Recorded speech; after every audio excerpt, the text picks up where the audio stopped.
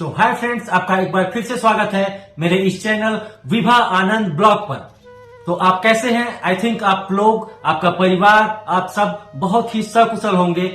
तो आज जो कहानी, जो स्टोरी, जो एक डिवाइन सिस्टम है, मैं बाबा नीम करोली महाराज जी के बारे में लेकर आया हूं, वो बहुत ही आश्चर्यजनक है। क्योंकि बाबा जब तक इस धरती पर थे तब तक उनकी सोच थी कि मैं कितने लोगों तक जाके उनकी मदद कर पाऊं, इसलिए उन्होंने महासमाधि ली। और महासमाधि लेने के बाद उनको कोई ऐसी विडंबना नहीं थी कि मुझे किसके पास जाना है, किसकी मदद करनी है, कैसे करनी है। वो अब सबके पास यूं ही चले जाते हैं, कब किसकी मदद कैसे कर देते हैं किसी भक्त को उसका अंदाजा तक नहीं होता। तो आज की जो हमारी वीडियो है इसी से रिलेटेड है। तो चलिए स्टार्ट करते हैं आज की ये अपनी वीडियो को। तो एक बार फिर से बोलिए जय श्री नीम करोली बाबा की। दोस्तों, आप जानते हैं प्रभु श्री राम, हनुमान जी और परम पूज्य बाबा नीम करोली जी महाराज जी आप सभी भक्तों पर असीम कृपा ऐसे ही बनाए रखते हैं। आज हम बात करेंगे उस दिन का जिस दिन बाबा जी ने अपनी डायरी को एक नया संयोग प्रदान किया था। वो दिन था 9 सितंबर 1973, यानी 9 सितंबर 1973 दोपहर का। महाराज जी के पास जीवंती माँ और सिद्धि माँ और कुछ और भक्त बैठे थे।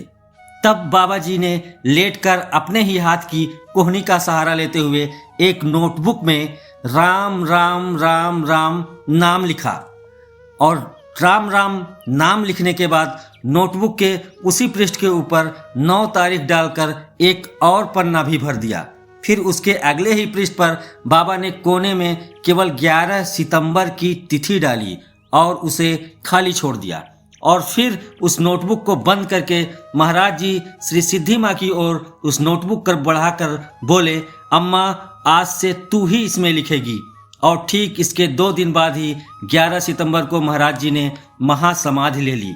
और ब्रह्मांड की यह अविश्वसनीय घटना के बाद शुरू हुआ महाराज जी का वो रहस्यमय संसार जिसके हम सभी आज भी हिस्सा बने हुए हैं और सदैव आने वाली जो भी हमारी पीढ़ियां होंगी इसी रहस्यमय संसार का हिस्सा बनी रहेंगी।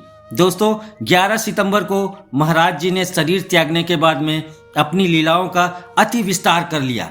बाबा जी तरह तरह से कण कण में ईश्वर से व्याप्त हैं। इस तरह से अनंत रूप धरकर अनंत जगह पर एक साथ लीलाएं करने लगे।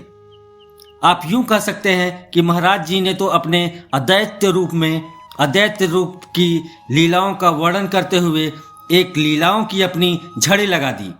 कभी महाराज जी को रोड पर चलते हुए देखा गया तो किसी को स्वप्न में आकर आदेश देते हुए देखा गया।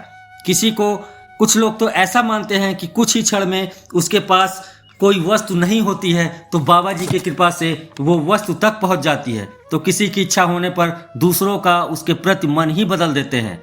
किसी के मांगते ही कुछ ही क्षण में उसके पास वह वस्तु पहुंचा देते हैं तो किसी की इच्छा होने पर दूसरों का उसके प्रति मन ही बदल डालते हैं। तो महाराज जी की लीला में अनेक जगहों पर एक साथ चलने वाले पहले बाबा एक शारीरिक बंधन में थे, इसलिए वो बहुत सारे कार्यों को नहीं कर पाते थे। लेकिन महासमाधि के बाद बाबा जी ने सोचा कि अब हमारा जो भी बंधन है उस बंधन से हम मुक्त हैं। और बाबा जी तभी से लेकर आज तक जितने भी उनके भक्त हैं, जो भी उनके बताए हुए रास्ते पर चलते हैं, जो भी उनका नाम लेते हैं, जो वही उनका दर्शन करते हैं, जो भी कैची धाम का एक दर्शन मात्र प्राप्त कर लेते हैं, तो उनके ऊपर बाबा की कृपा एकदम बरसने लगती है। उनकी लीलाओं की सीमा वहां रहती ही नहीं है। बाबा की प्रकृति के नियम के बहुत ज्यादा सीमित संकल्प थे।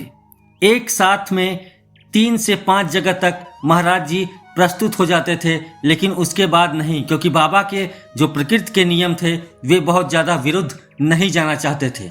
इसलिए उन्होंने एक ऐसा मंत्र सुझाया, एक ऐसा नाम सुझाया कि जिसे हम केवल सुन लेते हैं, या एक तरह से कहें कि वो एक ऐसा महामंत्र है जिसका हम जाप कर लें, सुन ले तो 33 कोटि के जो देवताओं का हम पूजन करके अगर थक गए हों, जो लाभ हमें न प्राप्त होता हो, वो लाभ केवल इस